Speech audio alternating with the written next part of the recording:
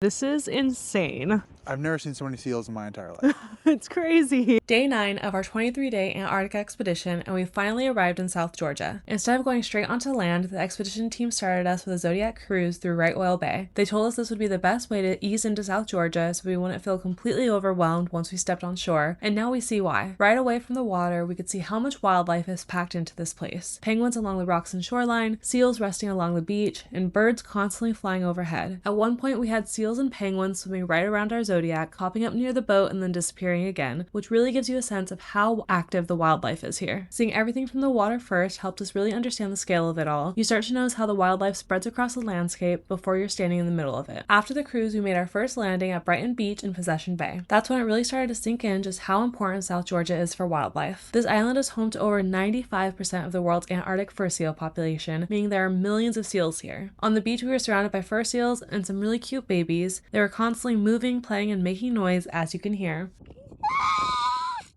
We could have sat there watching them for hours. What really stands out is not just the number of animals, but how everything overlaps. Penguins, fur seals, seabirds, all sharing the same space at the same time. It really shows why South Georgia is considered one of the most important places for wildlife in the Southern Ocean. This was only our first stop in South Georgia, and we can't wait to spend the next few days in this incredible destination.